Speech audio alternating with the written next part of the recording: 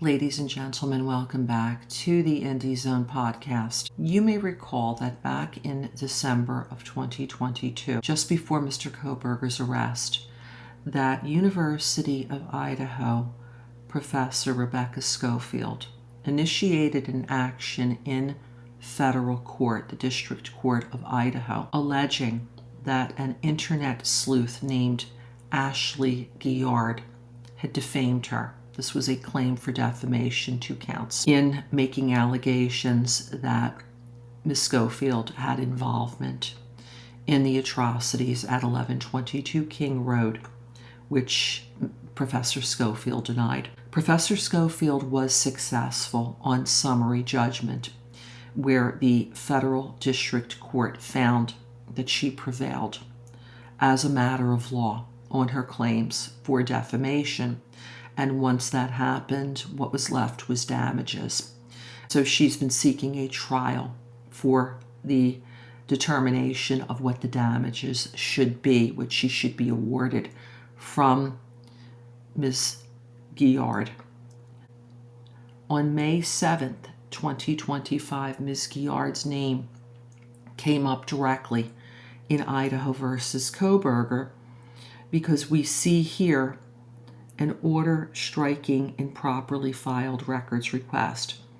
And it tells us that apparently on May 6th, 2022, that Ms. Guillard, who's described as a third party, filed a motion for access to non-disclosed records in this case. But because she is a non-party in the matter, she is not authorized per Judge Hippler to file pleadings in the case. And the motion is hereby stricken from the record. And because it is, the public is unfortunately not able to see what Ms. Guillard was attempting to obtain. The court then goes on to explain that the proper avenue to file such a request would be through a public records request.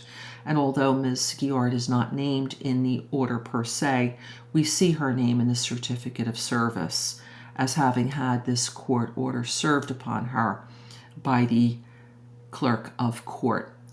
Now, another interesting intersection between the federal lawsuit and the state case is that if you look on the docket in the matter styled as Schofield versus Guillard, you will see document number 91, which was filed on March 11th, 2025. This is a joint status report to the court, providing the court with a status as to where the parties are in determining a trial date. And there's 2 sections here. Plaintiff Schofield's position here is asserting that this case is ready for trial on damages only, as the court has already determined as a matter of law that Ms. Guillard defamed Professor Schofield.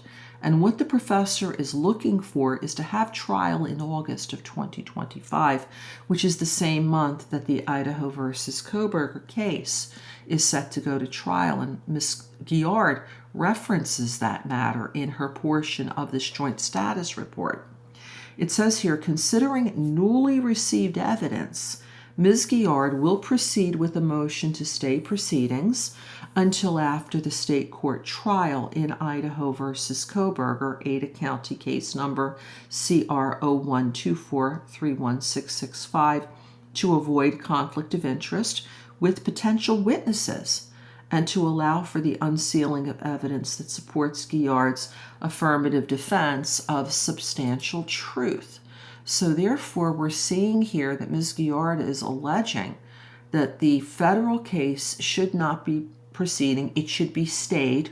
There should be no action taken until the trial in Idaho versus Kohberger is completed. One additional interesting note is that the attorney who's representing Professor Schofield is Wendy J. Olson, who made appearances in this case on behalf of the Media Coalition as recently as January of 2025, when a hearing was held in which Ms. Olson appeared in attempting to convince the court to open the sealed hearing held January 23rd on the defense's motion to suppress evidence.